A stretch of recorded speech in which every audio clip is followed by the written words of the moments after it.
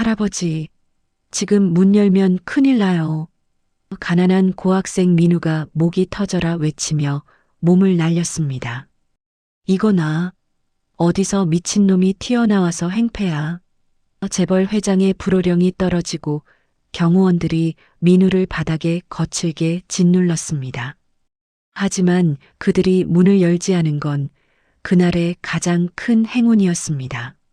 문틈 사이에 숨겨진 섬뜩한 와이어와 고성능 폭약. 목숨을 건졌지만 민우에게 돌아온 건 감사의 인사가 아닌 차가운 수갑이었습니다.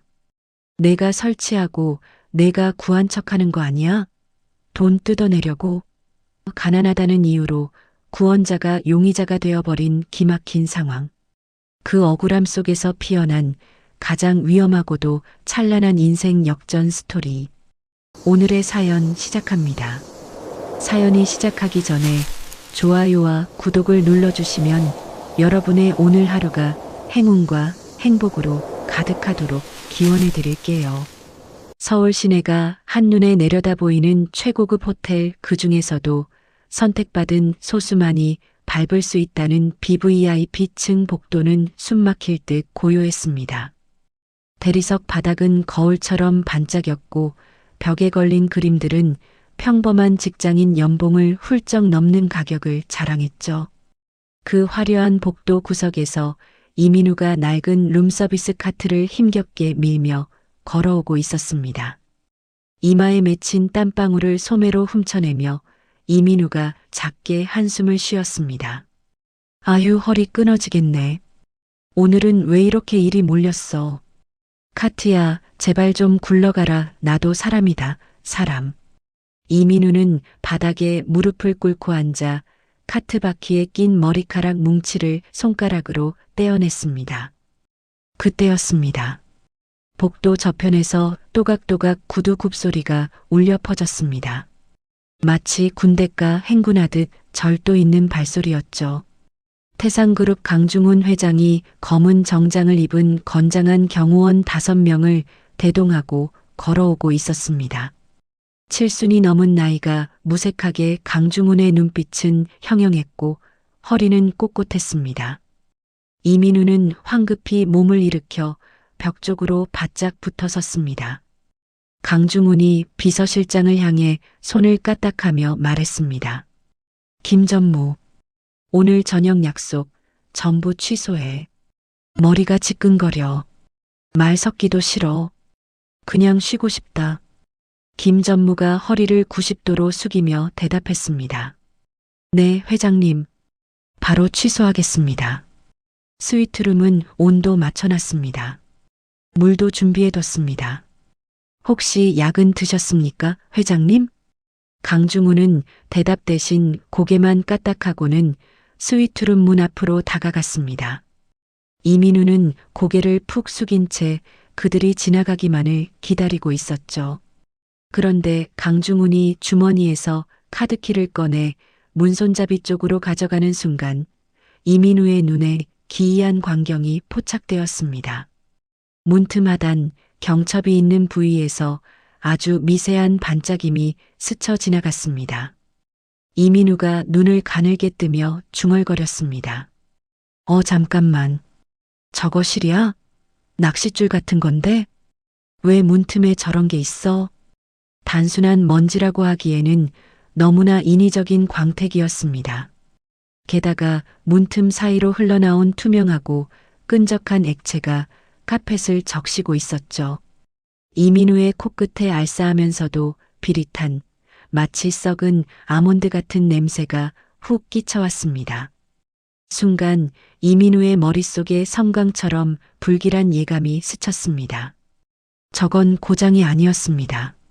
누군가 일부러 설치해둔 덫이라는 확신이 들었죠. 강중훈의 손이 문손잡이에 닿으려는 찰나였습니다. 이민우는 앞뒤 잴 겨를도 없이 카트를 옆으로 팽개치며 소리쳤습니다. 할아버지, 안 돼요. 지금 문 열면 큰일 납니다. 제발 멈추세요. 저기요. 잠깐만요. 한 발만 뒤로요. 이민우가 다급하게 달려들며 강중훈의 허리를 감싸 안았습니다. 회장님, 죄송합니다. 근데 진짜 위험해요.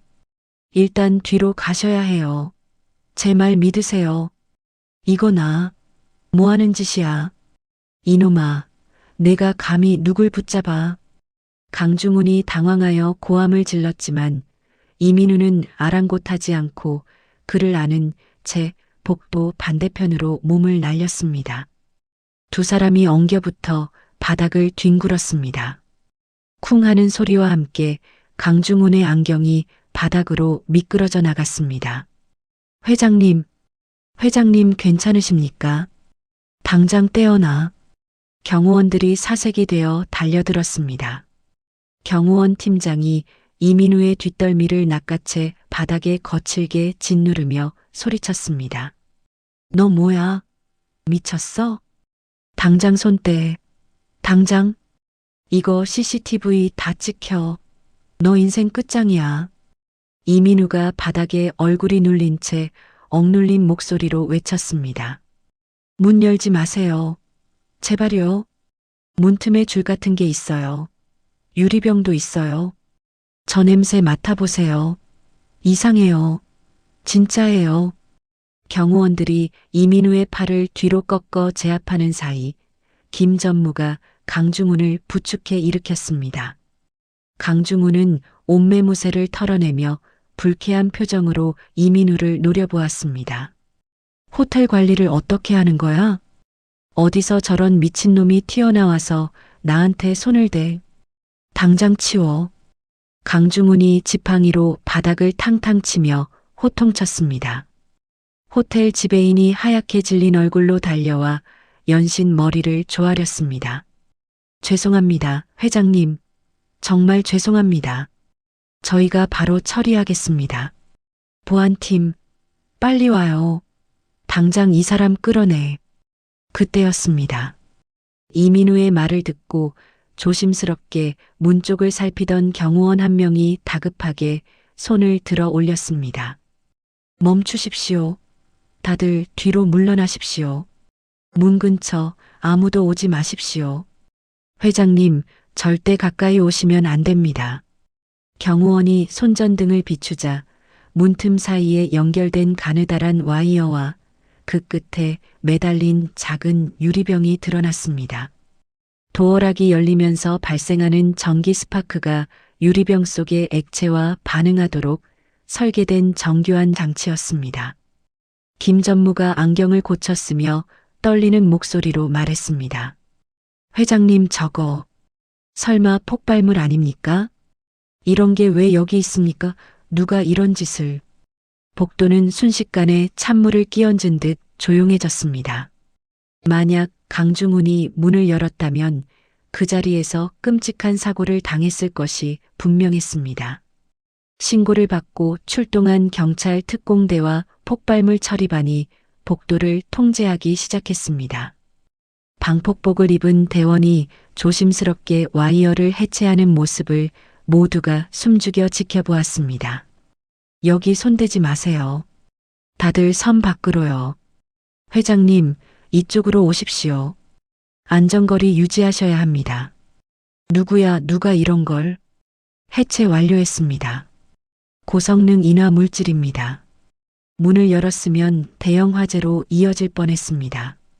처리반장의 보고에 강중훈의 얼굴에서 핏기가 싹 가셨습니다.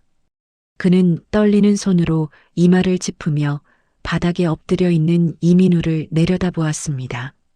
낡은 운동화와 때 묻은 유니폼, 그리고 가슴에 달린 명찰이 눈에 들어왔습니다.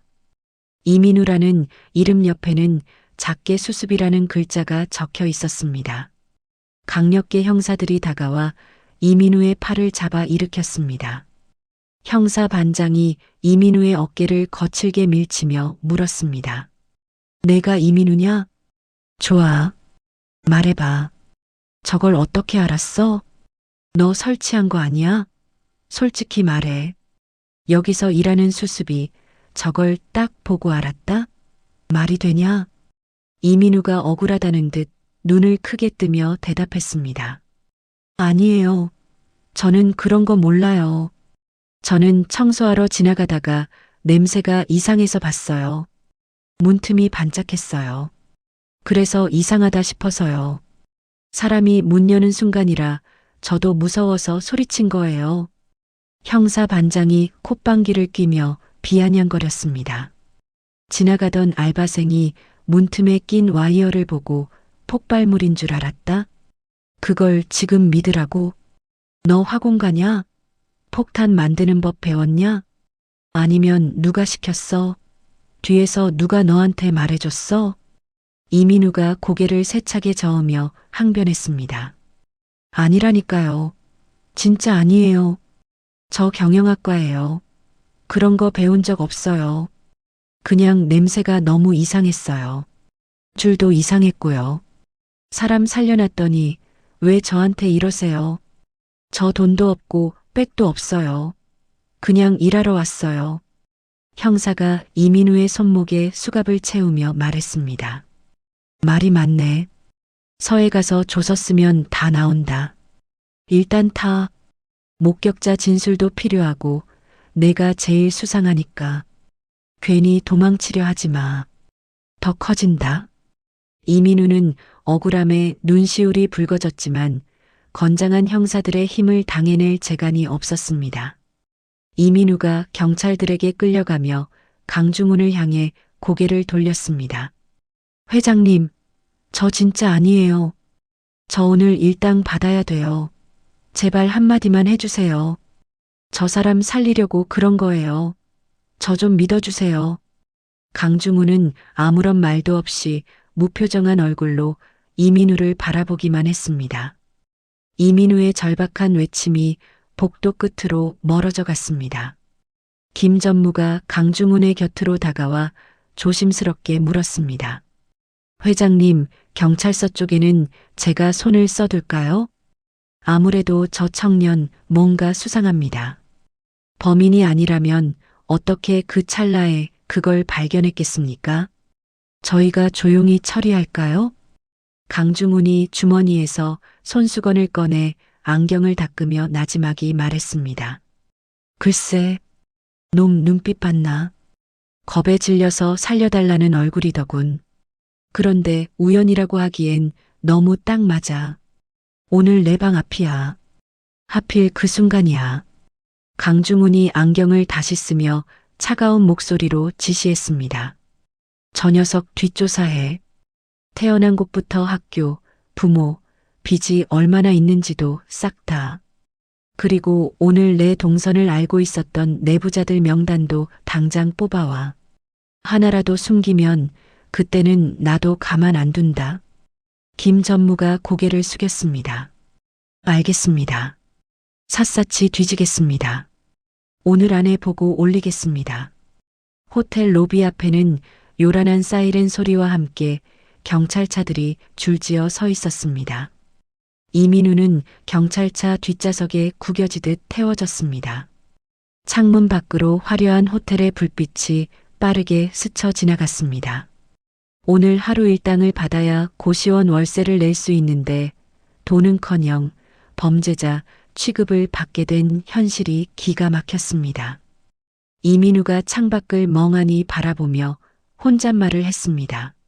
엄마 병원비는 어떡하지? 오늘 돈 못 받으면 월세 밀리는데. 난 진짜 아닌데 왜 아무도 내 말 안 믿어주지? 차창 너머로 호텔 입구에 서 있는 강중훈의 모습이 보였습니다. 강중훈은 떠나는 경찰차를 끝까지 응시하고 있었습니다.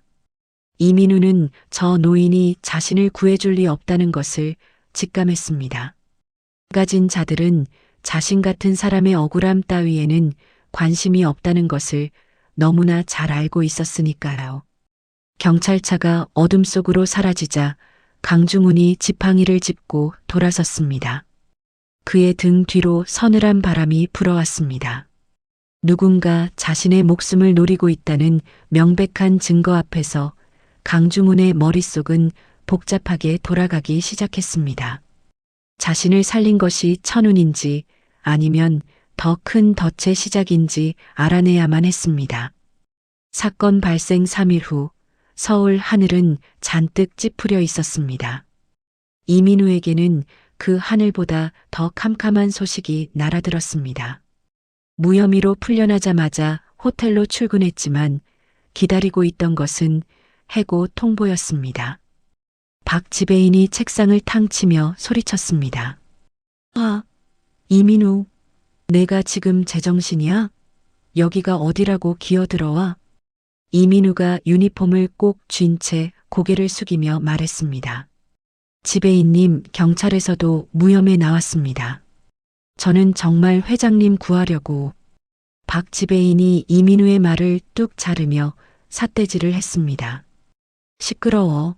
내가 구했건 말건 우리 호텔 VIP가 너 때문에 기분 상해서 돌아가셨어.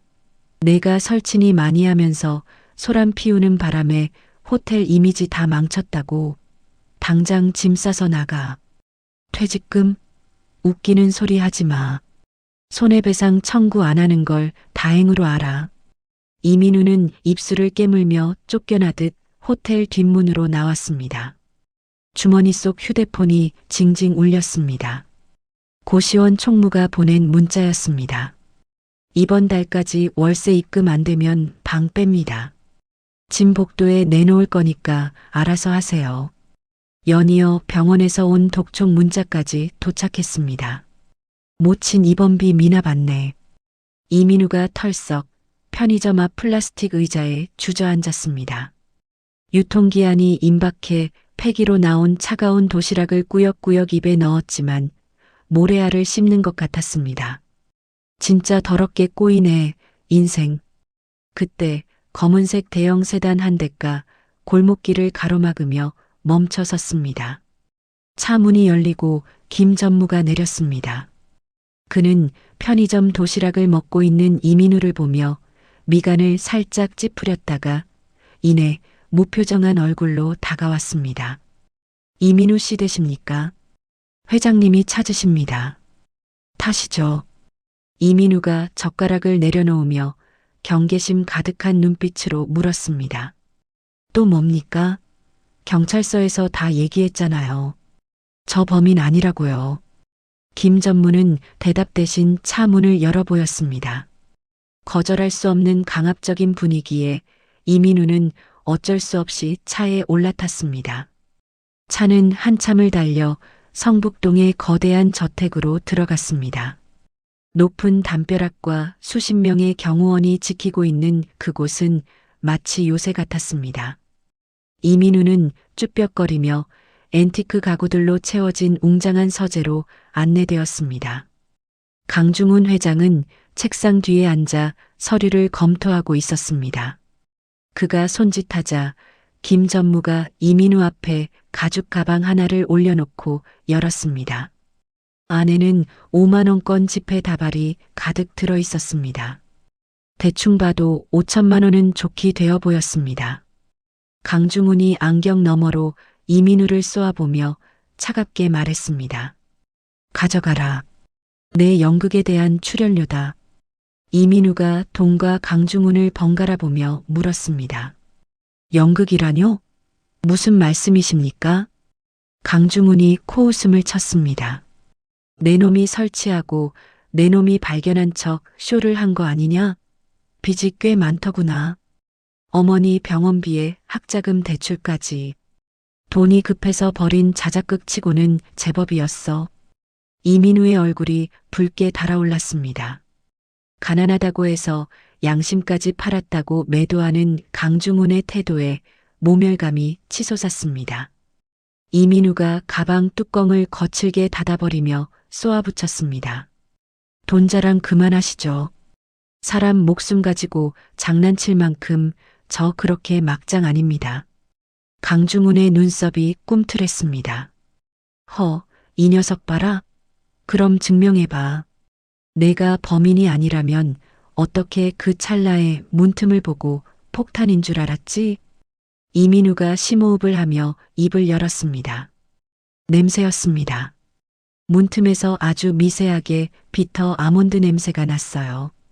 청산가리 계열 화학물질 특유의 냄새죠. 그리고 와이어 매듭이요. 강중훈이 흥미롭다는 듯 몸을 앞으로 기울였습니다. 매듭? 네. 보통은 매듭 끝을 안쪽으로 숨기는데 그건 바깥쪽으로 나와 있었어요. 그리고 팔자 매듭이었습니다. 등반이나 낚시할 때 쓰는 튼튼한 매듭이죠. 호텔 문에 그런 게 달려 있을 리가 없잖아요. 강중훈이 김 전무에게 눈짓을 했습니다. 김 전무가 책상 아래에서 미리 준비해둔 3개의 트램 모형을 꺼내 테이블 위에 올려놓았습니다. 실제 사건 현장과 똑같이 구현된 정교한 모형들이었습니다. 강중훈이 지팡이로 모형들을 가리키며 말했습니다. 말은 청산유수로구나. 그럼 맞춰봐라. 이 셋 중에 그날 내가 본 것과 똑같은 게 어떤 거냐? 내 말이 사실이라면 구별해낼 수 있겠지. 이민우는 천천히 모형들 앞으로 다가갔습니다. 3개의 모형은 겉보기엔 똑같은 와이어와 유리병으로 구성되어 있었습니다. 하지만 이민우의 눈은 남들이 보지 못하는 미세한 차이를 스캔하고 있었습니다. 1분도 채 지나지 않아 이민우가 가운데 모형을 손가락으로 가리켰습니다. 이겁니다. 강중훈이 물었습니다. 이유는? 범인은 왼손잡이입니다. 서재 안에 정적이 흘렀습니다. 김 전무가 놀란 표정으로 강중훈을 바라보았습니다. 이민우가 확신에 찬 목소리로 설명을 이어갔습니다. 왼쪽과 오른쪽 모형은 매듭의 마무리가 오른쪽으로 감겨 있어요. 오른손잡이가 묶었다는 뜻이죠. 하지만 가운데 모형만 매듭 끝이 왼쪽으로 치우쳐 있습니다.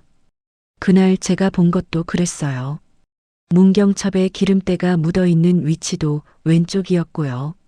강중훈이 허허 하고 헛웃음을 터뜨렸습니다. 김 전무 감식반 보고서 가져와봐. 김 전무가 태블릿 PC를 내밀었습니다. 보고서에는 용의자는 왼손잡이로 추정됨이라는 문구가 선명하게 적혀 있었습니다. 강중훈이 안경을 벗어 책상 위에 놓으며 이민우를 다시 보았습니다. 이번에는 경멸이 아닌 감탄과 호기심이 담긴 눈빛이었습니다. 서울대 경영학과라고 했나?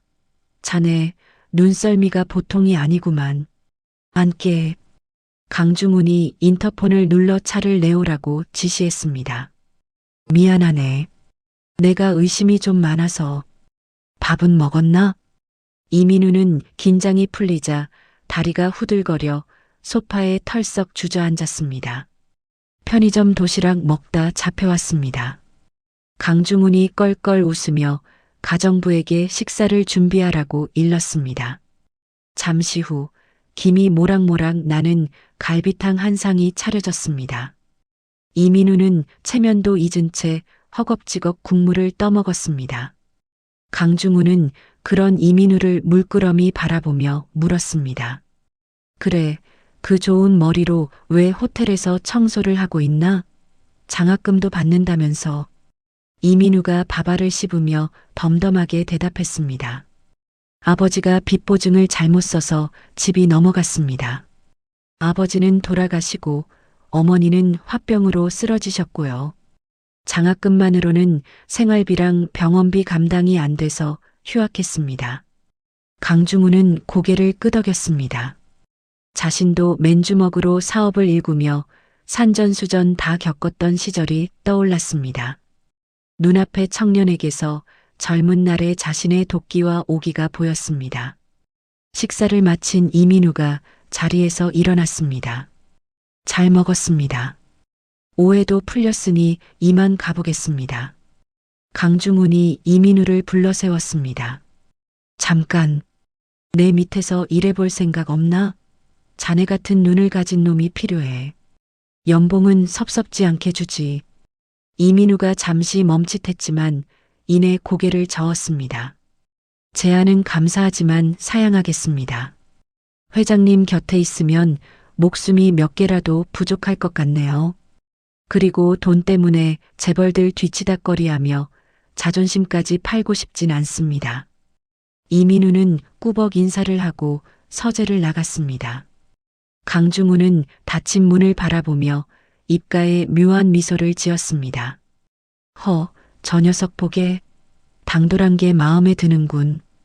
강중훈이 김전무에게 말했습니다. 김전무, 저 친구 놓치지 마. 조만간 제 발로 찾아오게 될 거야. 내가 그렇게 만들 거니까. 저택 현관을 나서는 이민우의 등 뒤로 거대한 철문이 쿵 하고 닫혔습니다. 하늘은 여전히 찌푸려 있었고 바람은 더욱 거세지고 있었습니다. 마치 앞으로 이민우에게 닥쳐올 시련을 예고하듯이 말이죠. 이민우가 육중한 저택의 철문을 밀고 나오자마자 요란한 배기음이 고막을 때렸습니다. 샛노란 스포츠카 한 대가 굉음을 내며 언덕길을 치고 올라와 이민우를 칠 듯이 위협하며 급정거했습니다. 킥! 타이어 타는 냄새와 함께 차가 멈춰섰습니다. 운전석 문이 열리고 강중훈의 장남 강인성 전무가 선글라스를 끼고 내렸습니다. 그는 바퀴 자국이 선명하게 남은 아스팔트 위에 주저앉을 뻔한 이민우를 보며 코웃음을 쳤습니다. 어이쿠, 칠 뻔했네. 눈은 장식으로 달고 다니나? 이민우가 놀란 가슴을 쓸어내리며 강인성을 올려다보았습니다. 강인성은 이민우의 남루한 옷차림을 위아래로 훑어보더니 비릿하게 웃었습니다. 뭐야, 이건? 웬거지 같은 놈이 우리 집 대문 앞을 기웃거려. 요즘은 경비들이 일을 안 하나 보네. 이민우는 모욕감에 주먹을 꽉 쥐었지만 상대가 누군지 알기에 입을 다물었습니다. 강인성은 껌을 딱딱 씹으며 트렁크 쪽으로 걸어갔습니다. 아이고, 아버지 드리려고 산 산삼박스가 뒤에 있었지. 깨졌으려나. 강인성이 트렁크를 벌컥 열었습니다. 그 순간 이민우의 시선이 열린 트렁크 안쪽 구석으로 향했습니다. 골프 가방 뒤쪽에 아무렇게나 처박힌 흙 묻은 회색 점프슈트가 보였습니다. 그리고 그 옆에 삐져나온 은색 와이어 뭉치. 이민우의 동공이 순간적으로 확장되었습니다. 잠깐 저 흑색깔. 호텔 화단에 깔려있던 독특한 붉은 점토였습니다. 게다가 저 와이어, 예전에 문틈에 끼어 있던 것과 꼬임 방식이 완전히 똑같은 제품이었습니다. 이민우의 머릿속에서 퍼즐 조각이 맞춰지는 소리가 들렸습니다. 설마 아들이? 이민우는 너무 놀라 숨소리조차 낼 수 없었습니다. 강인성은 이민우가 무엇을 보고 있는지 전혀 눈치채지 못한 채 산삼박스를 꺼내 들고 트렁크를 쾅 닫았습니다. 야, 거지. 너 운 좋은 줄 알아라. 내 차 기스라도 냈으면 내 인생 종쳤어. 썩 꺼져. 강인성은 휘파람을 불며 저택 안으로 사라졌습니다. 이민우는 다리가 풀려 그 자리에 털썩 주저앉고 말았습니다. 심장이 터질 듯이 쿵쾅거렸습니다. 아버지를 죽이려 한 범인이 친아들이라니. 그것도 저렇게 뻔뻔한 얼굴로 효도 선물을 들고 찾아오다니. 이민우는 떨리는 손으로 바지 주머니를 뒤져 동전을 찾았습니다. 저택 앞 공중전화 부스로 달려가 수화기를 들었습니다. 112 버튼을 누르려던 손가락이 허공에서 멈췄습니다. 증거는? 내가 본 게 증거가 될까? 재벌 2세를 상대로 오히려 내가 무고죄로 감옥에 갈 수도 있어. 이민우는 힘없이 수화기를 내려놓았습니다. 자신의 눈은 진실을 보았지만 세상은 가난한 대학생의 눈보다는 재벌의 입을 더 믿을 것이 뻔했습니다. 강인성은 현관에 들어서자마자 선글라스를 벗고 표정을 싹 바꿨습니다. 세상에서 둘도 없는 효자의 얼굴로 서재문을 열고 들어갔습니다. 아버지, 괜찮으십니까? 기사 보고 얼마나 놀랐는지 모릅니다. 강중훈은 읽고 있던 책을 덮으며 안경 너머로 아들을 바라보았습니다. 오냐 왔다. 별일 아니었다. 강인성이 눈물을 글썽이며 아버지의 손을 잡았습니다. 별일 아니라니요. 폭탄이었다면서요. 어떤 미친놈이 감히 아버지를 제가 당장 보안팀 갈아치우겠습니다. 강중훈은 아들의 손을 슬쩍 빼내며 찻잔을 들었습니다. 떨리는 아들의 왼손, 초조하게 흔들리는 동공. 강중훈의 날카로운 눈빛이 아들의 미세한 변화를 놓치지 않았습니다. 그래, 고맙구나. 그런데 인성아, 그 목격자라는 청년 말이다. 강인성의 어깨가 움찔했습니다. 네. 아, 그 알바생 말씀이십니까? 그 녀석이 범인을 봤다더구나. 아주 생생하게 기억한다고 하던데. 강인성의 얼굴이 순간적으로 굳어졌다가 억지 미소를 지었습니다. 에이, 아버지도 참. 그놈 돈 뜯어내려는 사기꾼이라던데요? 경찰에서도 헛소리라고 무시했다면서요. 신경 쓰지 마십시오.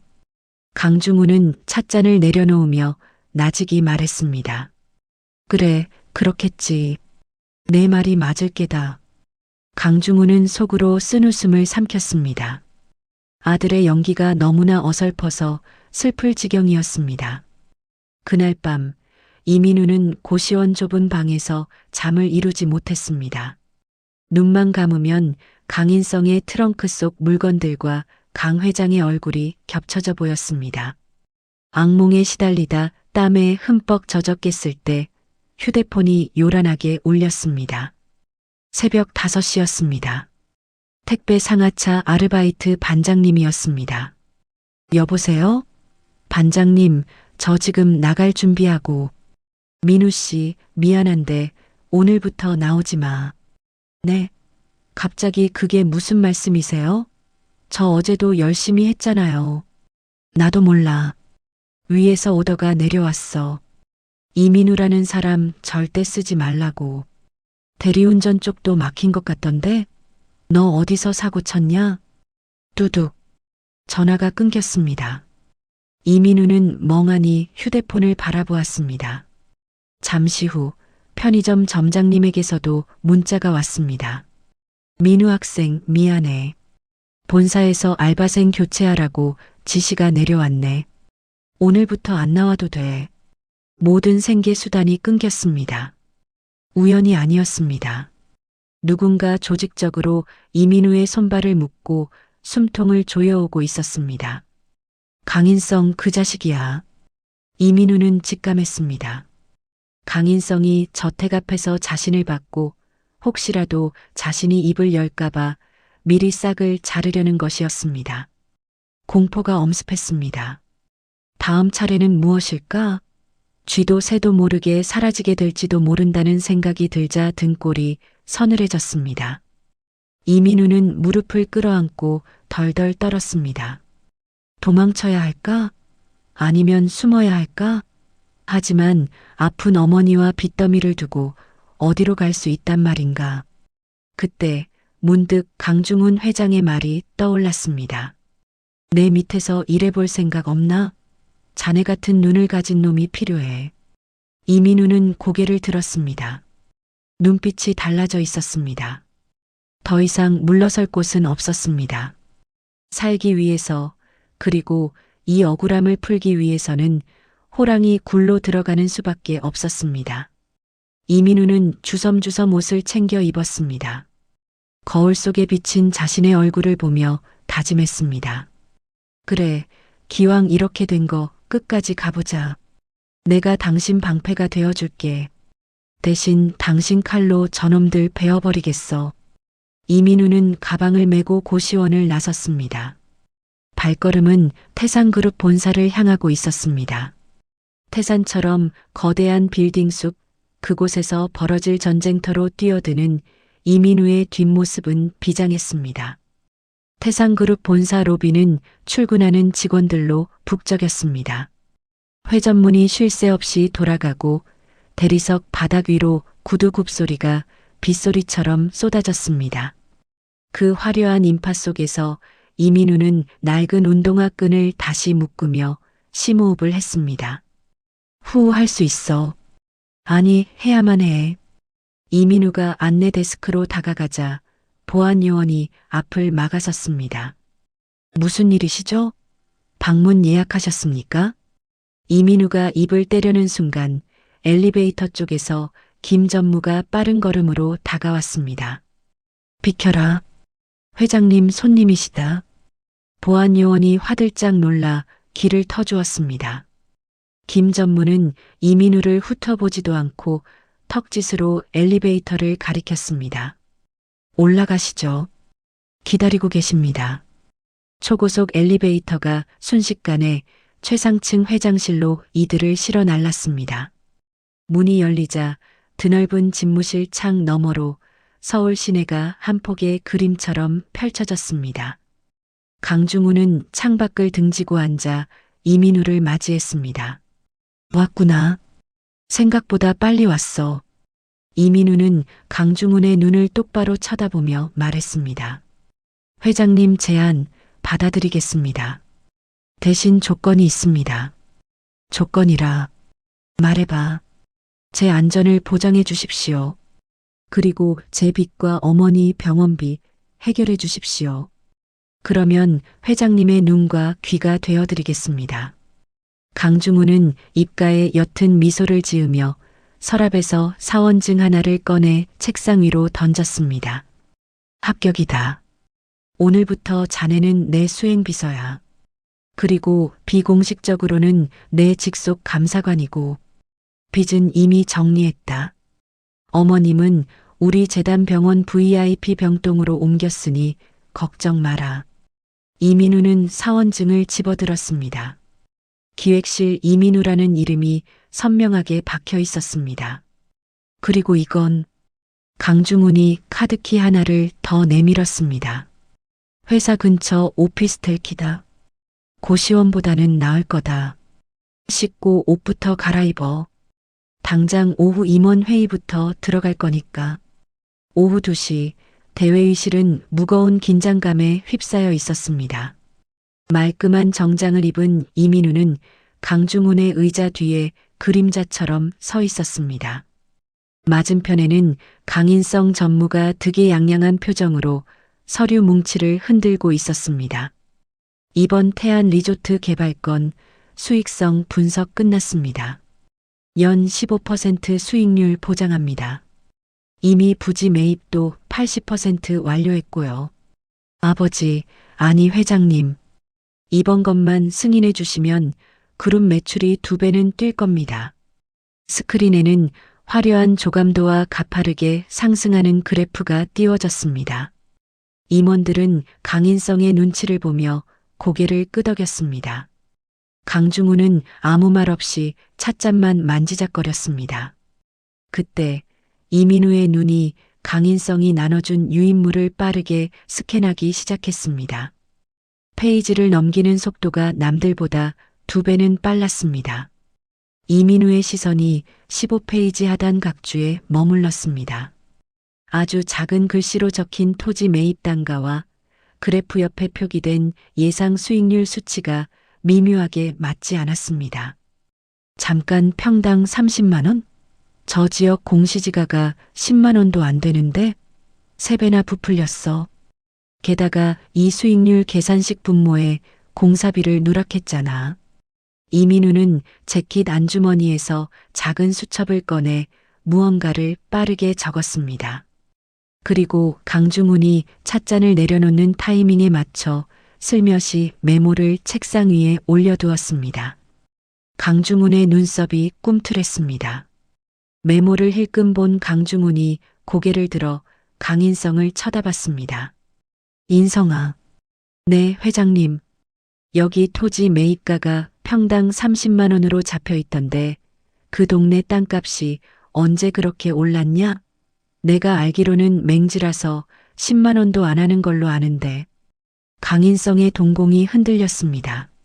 아, 그게 미래 가치를 반영해서. 그리고 수익률 계산식에 공사비는 왜 뺐어? 건물은 공짜로 짓냐? 이거대로면 적자가 수백억인데 누굴 바보로 아는 거야.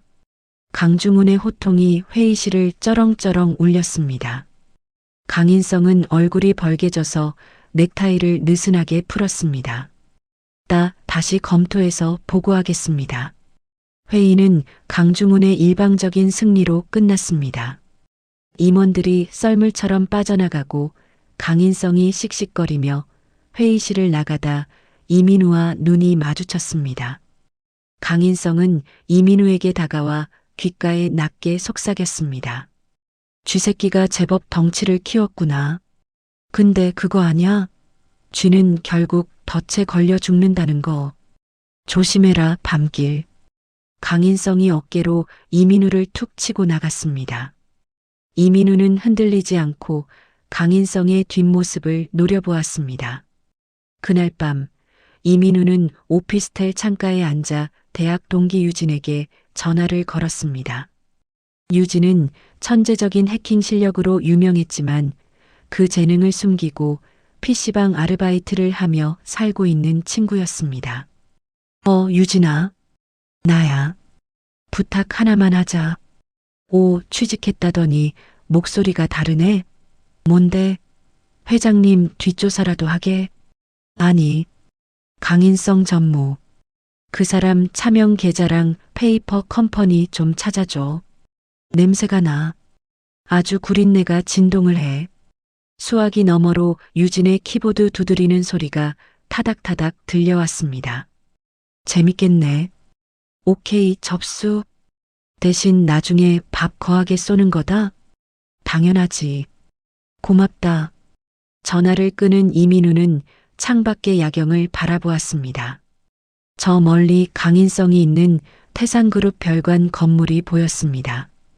이제 전쟁은 시작되었습니다. 이민우는 주먹을 꽉 쥐었습니다. 한편 강중우는 서재에서 김 전무에게 보고를 받고 있었습니다. 회장님, 이민우 이사하니 비서. 물건입니다. 오늘 회의에서 메모 한 장으로 강 전무를 꼼짝 못하게 만들더군요. 강중훈이 위스키 잔을 흔들며 웃었습니다. 그렇지? 내 눈이 틀리지 않았어. 그놈은 진짜야. 흙탕물 속에서도 빛나는 진주 같은 놈이지. 강중훈은 잔을 비우며 중얼거렸습니다. 이제야 믿을 만한 놈이 생겼어.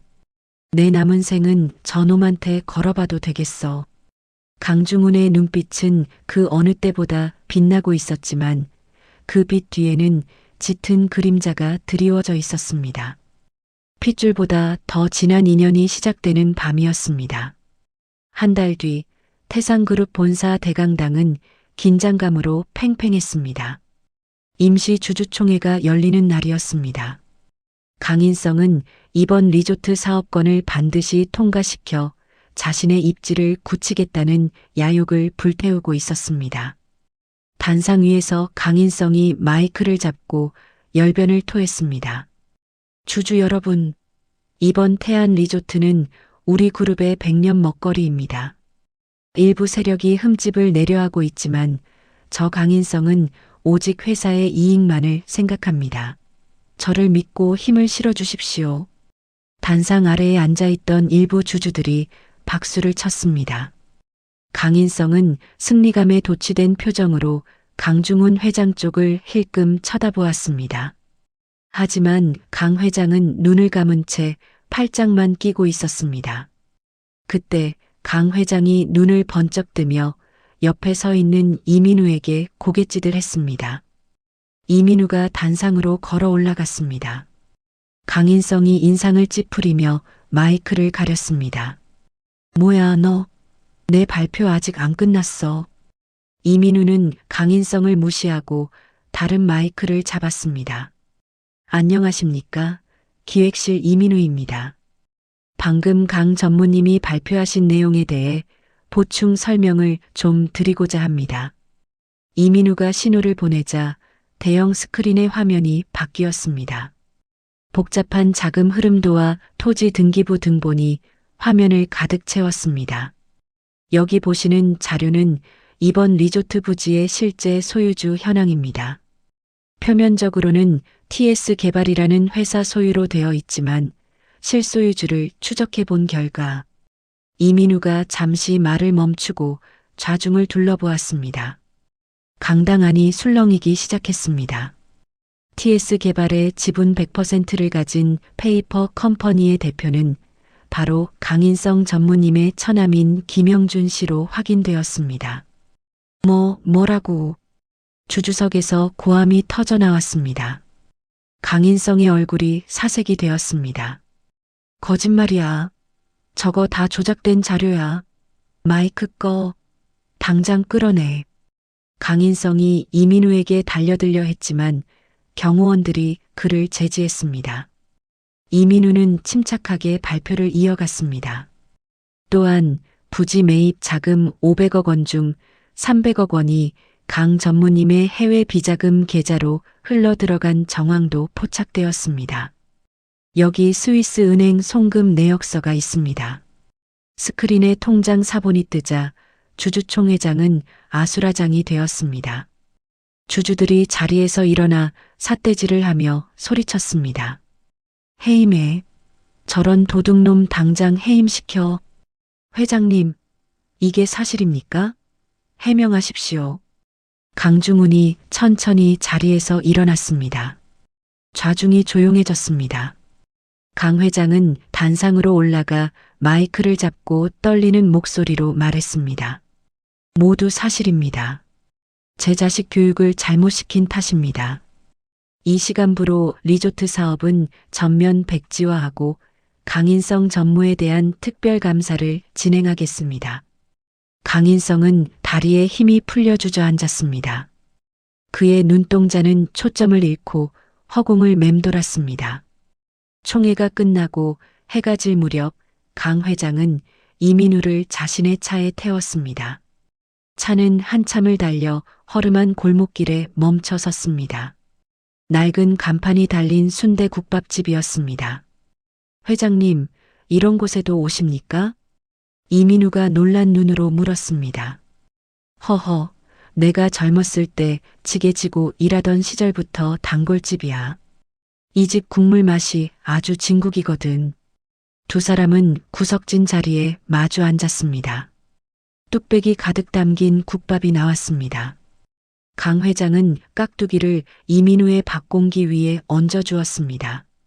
많이 먹어라. 오늘 고생했다. 이민우는 코끝이 찡해졌습니다. 아버지 돌아가시고 난 뒤 누군가 밥 위에 반찬을 올려준 건 처음이었습니다. 뜨거운 국물을 한 숟가락 넘기자 얼어붙었던 마음이 사르르 녹아내리는 것 같았습니다. 강 회장이 소주 한 잔을 들이켜며 말했습니다. 민우야, 솔직히 말해서 내 핏줄인 인성이보다 남인 내가 더 내 아들 같구나. 이민우가 숟가락을 멈췄습니다. 오늘 내가 단상에 서 있는 걸 보는데 옛날 내 모습이 보이더란 말이지. 겁없이 덤비고 아니면 아니라고 소리치고 고맙다. 내 곁에 있어줘서. 이민우는 눈물을 참으려 고개를 푹 숙이고 국밥만 퍼먹었습니다. 회장님, 저야말로 감사합니다. 저 같은 놈 믿어주셔서요. 식사를 마치고 나온 두 사람은 밤거리를 천천히 걸었습니다. 가로등 불빛이 두 사람의 그림자를 길게 늘어뜨렸습니다. 강 회장이 품 안에서 작은 열쇠 하나를 꺼내 이민우에게 건넸습니다. 이거 받아둬라. 이게 뭡니까? 내 개인 금고 열쇠다. 혹시라도 나한테 무슨 일이 생기면 이 열쇠가 널 지켜줄 거야. 아무한테도 보여주지 말고 잘 간직해. 이민우는 열쇠의 무게감을 느끼며 주머니 깊숙이 넣었습니다. 강 회장의 따뜻한 시선이 이민우를 감쌌습니다. 가장 행복하고 평화로운 밤이었습니다. 하지만 이 평화가 폭풍전야의 고요함이라는 것을 두 사람은 까맣게 모르고 있었습니다. 집으로 돌아온 이민우는 씻고 침대에 누웠습니다. 그때 휴대폰이 진동했습니다. 유진이었습니다. 야, 민우야. 큰일 났어. 강인성 그 새끼 아직 안 끝난 것 같아. 다크웹에서 뭐 이상한 걸 샀는데 신경작용제, 독극물 같은 거야. 조심해라. 메시지를 본 이민우의 심장이 쿵 내려앉았습니다. 불안감이 엄습했습니다. 설마 또? 이민우는 벌떡 일어나 옷을 챙겨 입었습니다. 강 회장에게 전화를 걸었지만 신호음만 갈 뿐 받지 않았습니다. 시계를 보니 밤 11시가 넘어가고 있었습니다. 제발 별일 없어야 하는데. 이민우는 서둘러 현관문을 나섰습니다. 밤하늘에는 달도 없이 캄캄한 어둠만 깔려 있었습니다.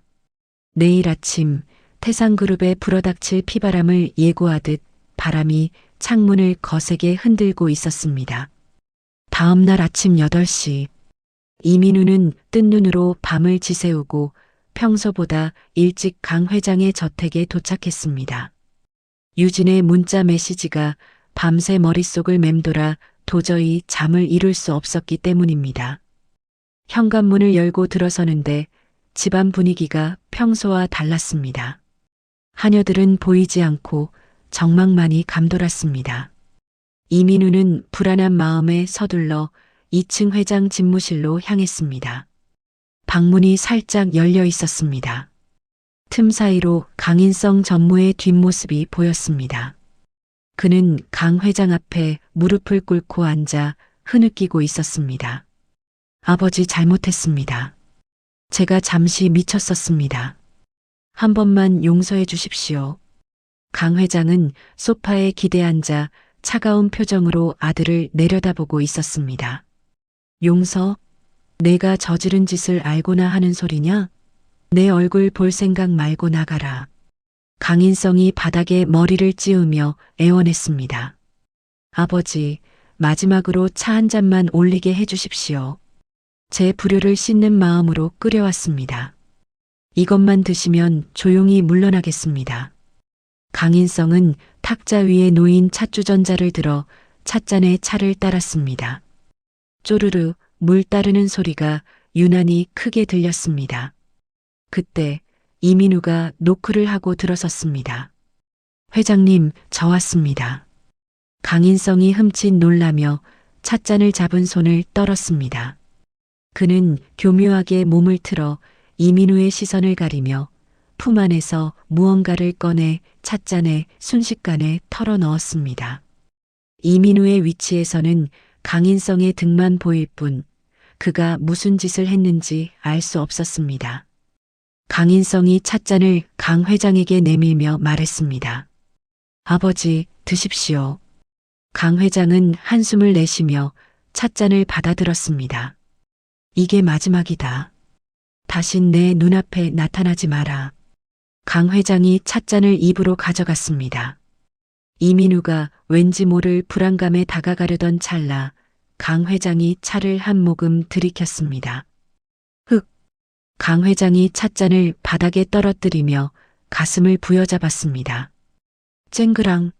찻잔이 산산조각이 나고 뜨거운 찬물이 카펫을 적셨습니다. 회장님! 이민우가 달려가 강 회장을 부축했습니다. 강 회장의 몸이 사시나무 떨듯 경련을 일으켰습니다. 입가에는 하얀 거품이 물리고 있었습니다. 컥컥!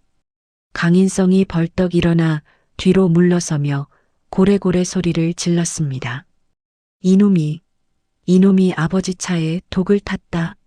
사람 살려. 여기 살인자다. 강인성의 고함에 경호원들과 가정부들이 우르르 몰려왔습니다. 강인성은 이민우를 손가락질하며 악을 썼습니다.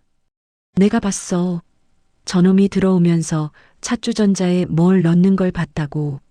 당장 잡아. 경호원들이 이민우에게 달려들어 팔을 꺾고 바닥에 눌렀습니다. 아니에요. 전 방금 들어왔다고요.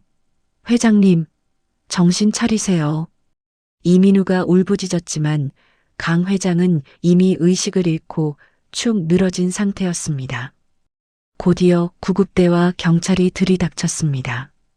강 회장은 들것에 실려 병원으로 이송되었고 이민우는 현행범으로 체포되었습니다. 경찰이 이민우의 가방을 뒤지자 작은 유리병 하나가 나왔습니다. 반장님, 여기 독극물병 나왔습니다. 이민우의 눈이 휘둥그레졌습니다. 처음 보는 병이었습니다. 그거 제 거 아니에요. 누가 몰래 넣은 거라고요. 강인성이 비열한 미소를 지으며 경찰에게 말했습니다. 그거 제 아버지가 평소에 드시던 약병인 척 바꿔치기 한 겁니다. 제가 어제 저놈이 약국에서 뭘 사는 걸 봤습니다. 이민우는 강인성을 노려보며 소리쳤습니다. 당신이잖아. 당신이 죽이려고 했잖아. 이 살인마.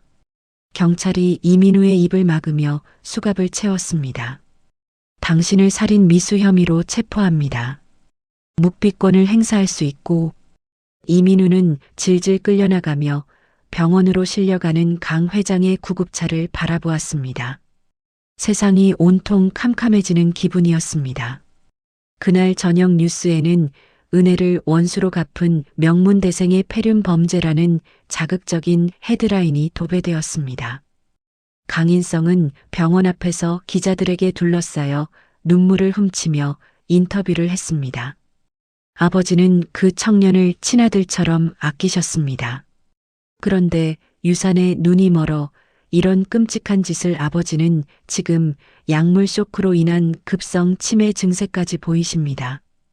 저를 알아보지도 못하십니다. 강인성은 카메라 앞에서 오열했습니다. 여론은 들끓었고 이민우는 전 국민적인 비난의 대상이 되었습니다. 며칠 뒤 구치소 독방. 이민우는 벽을 보고 웅크리고 앉아 있었습니다. 면회 온 어머니마저 유리병 너머로 울며 물었습니다. 민우야, 정말 내가 그런 거니? 돈 때문에 그런 거야? 어머니의 의심 어린 눈빛에 이민우의 가슴은 천갈래 만갈래 찢어졌습니다. 아무도 자신의 말을 믿어주지 않았습니다. 차라리 죽어버릴까 하는 생각마저 들었습니다. 면회입니다. 교도관의 목소리에 이민우가 힘없이 고개를 들었습니다. 김전무였습니다. 그는 수척해진 이민우를 보며 잠시 침묵하다가 주머니에서 꼬깃꼬깃한 쪽지 하나를 유리벽에 대고 보여주었습니다. 회장님이 쓰러지시기 직전 금고 안에 남겨두신 겁니다. 이민우가 눈을 가늘게 뜨고 쪽지를 보았습니다. 알 수 없는 숫자들이 적혀 있었습니다. 825-TK-X99. 이민우의 눈동자가 흔들렸습니다. 순간 지난번 사건 당시 호텔 문틈에서 봤던 와이어 트랩 부품에 적혀 있던 일련 번호가 스쳐 지나갔습니다. 이건. 이민우가 김 전무를 쳐다보며 떨리는 목소리로 물었습니다. 전무님, 회장님 금고 열어보셨습니까? 김 전무가 고개를 저었습니다. 비밀번호를 모릅니다. 하지만 회장님이 평소에 민우가 오면 알 거다라고 하셨습니다. 이민우는 주먹을 꽉 쥐었습니다.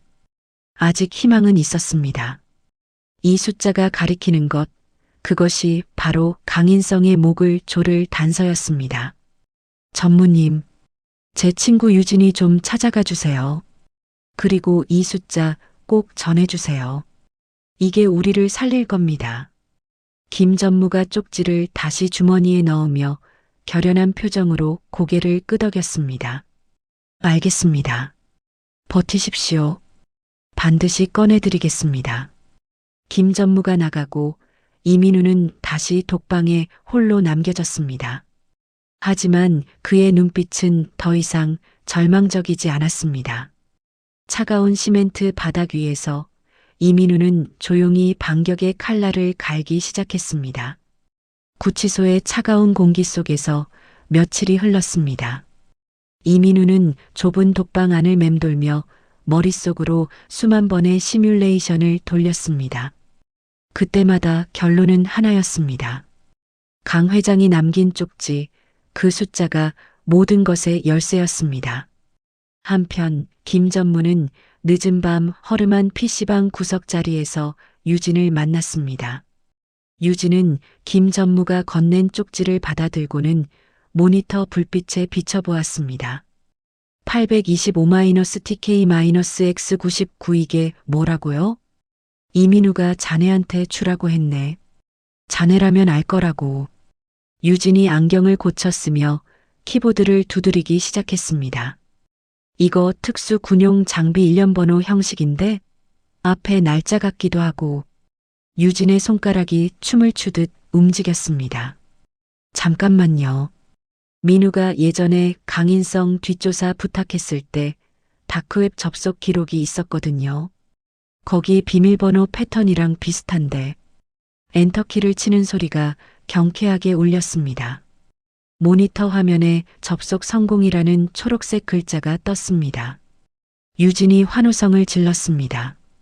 빙고, 강인성의 비밀 클라우드 서버예요. 와, 이 자식 진짜 악질이네.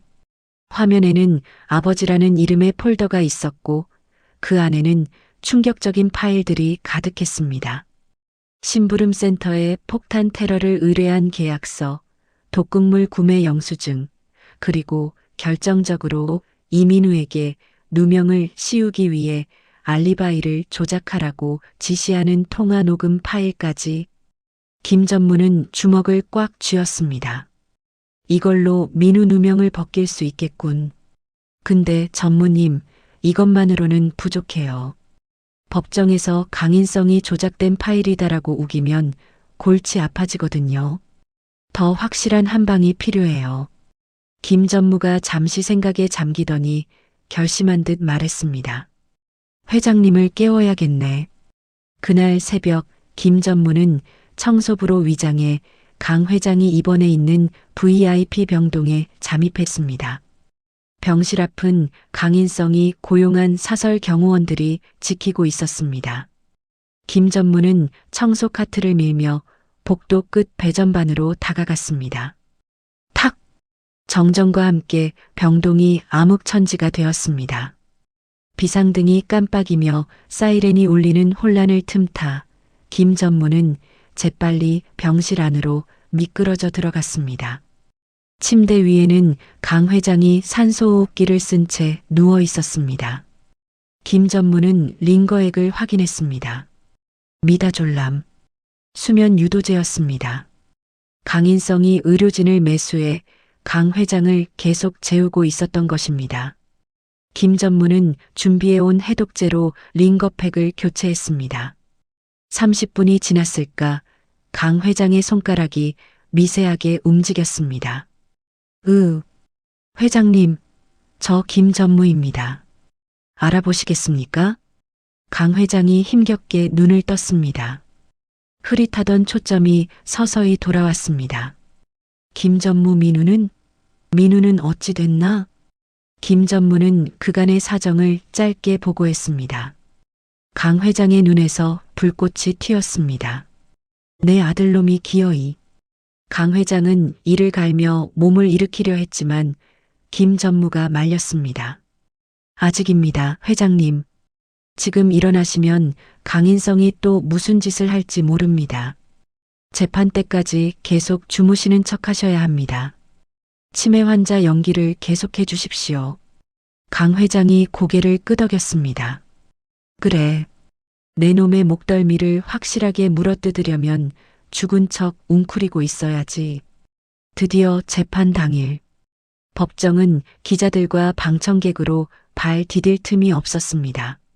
수의를 입은 이민우가 피고인석에 앉아 있었고 증인석에는 강인성이 거만한 표정으로 앉아 있었습니다. 검사가 강인성에게 질문했습니다. 증인, 피고인이 찻잔에 독극물을 타는 것을 직접 목격했습니까? 네, 똑똑히 봤습니다.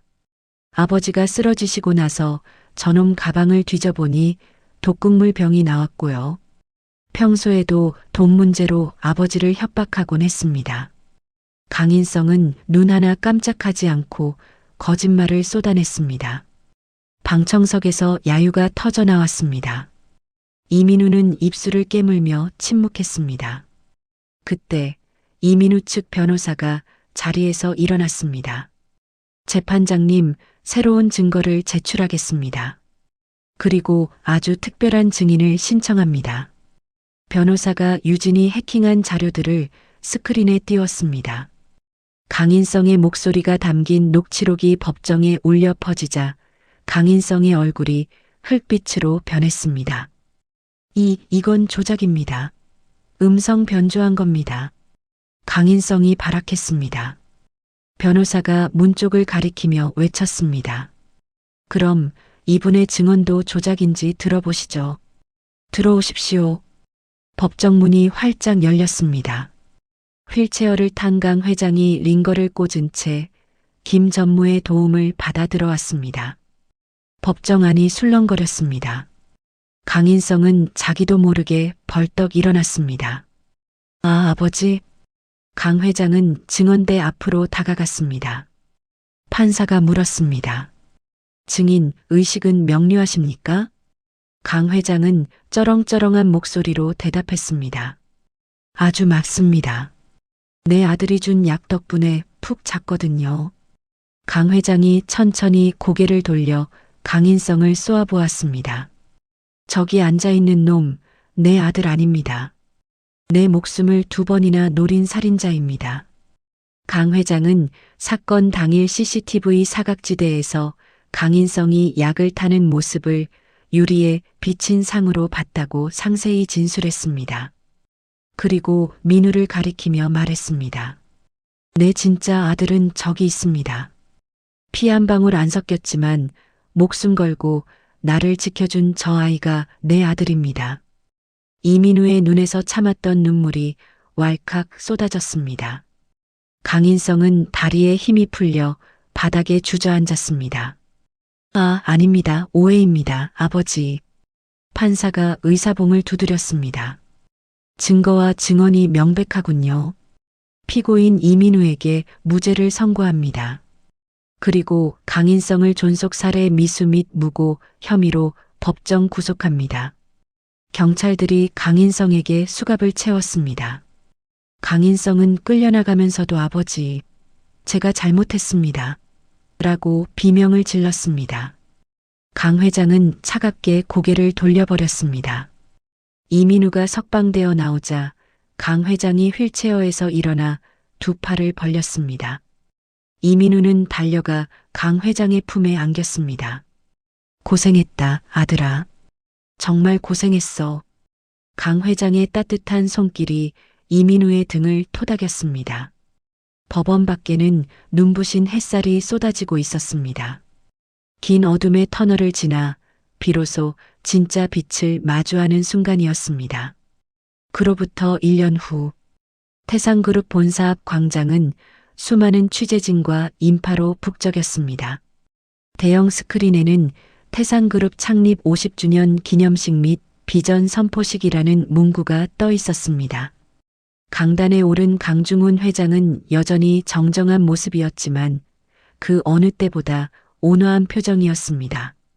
존경하는 국민 여러분, 그리고 임직원 여러분. 저는 오늘부로 태상그룹 회장직에서 물러납니다. 앞으로 태사는 족벌 경영의 고리를 끊고 전문 경영인 체제로 새롭게 태어날 것입니다. 플래시 세례가 쏟아졌습니다. 강 회장은 옆에 서 있는 이민우를 바라보며 말을 이었습니다. 그리고 제 개인 재산의 90%를 사회에 환원하여 가난 때문에 꿈을 포기하는 청년들이 없도록 장학재단을 설립할 것입니다.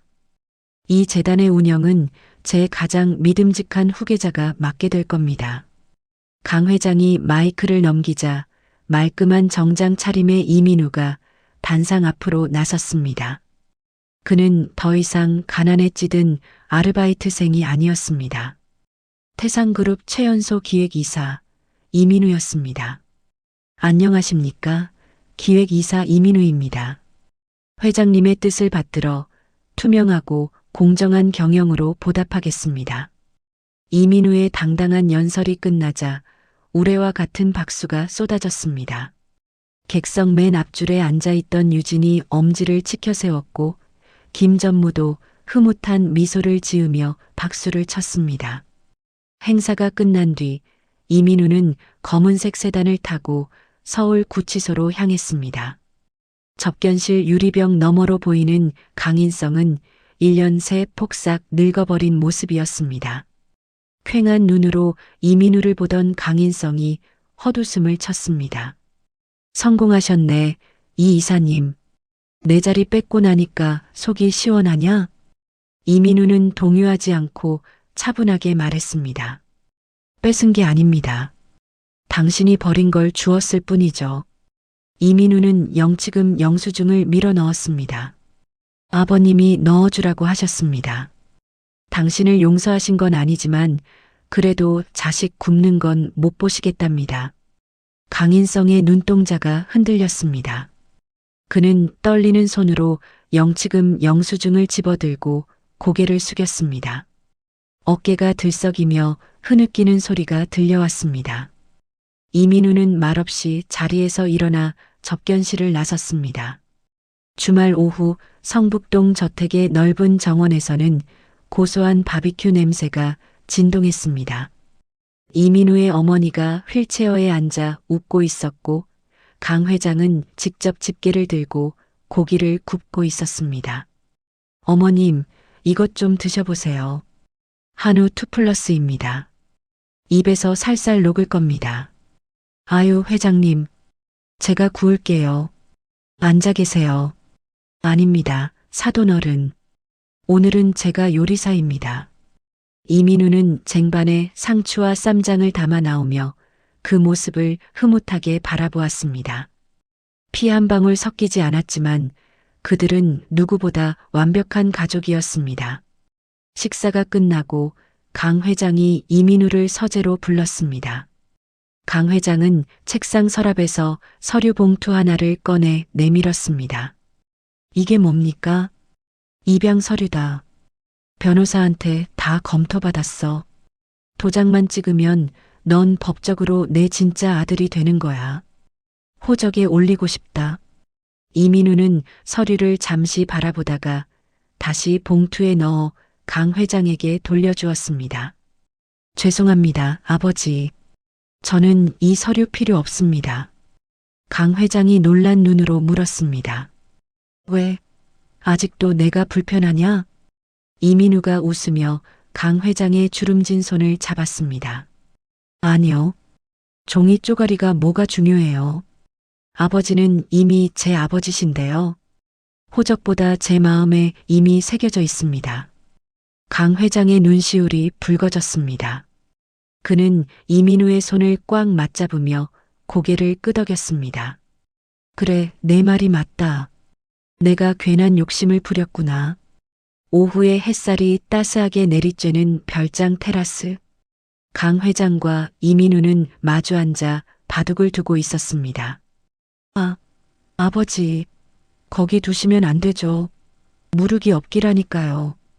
에이, 늙은이가 눈이 침침해서 잘못 둔 거야. 한 번만 봐줘. 안 돼요. 저번에도 그러셨잖아요. 손 떼세요, 얼른.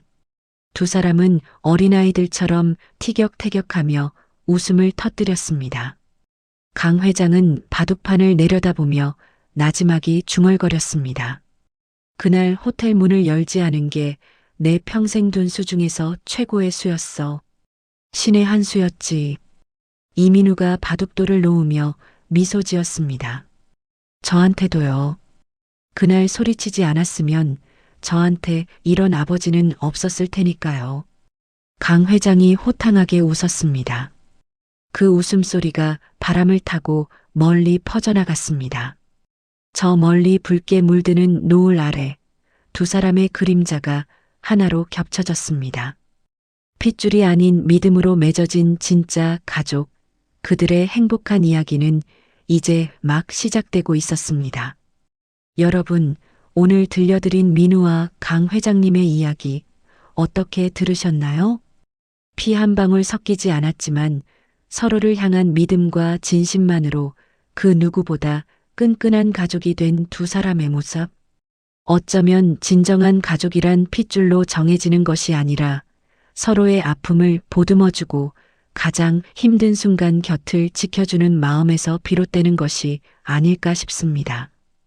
가진 자들의 탐욕과 배신 속에서도 꿋꿋하게 자신만의 가치를 지켜낸 민우의 용기, 그리고 핏줄의 배신이라는 큰 아픔을 겪었지만 새로운 아들을 통해 진정한 행복을 찾은 강 회장님의 마지막 미소가 참 긴 여운을 남깁니다.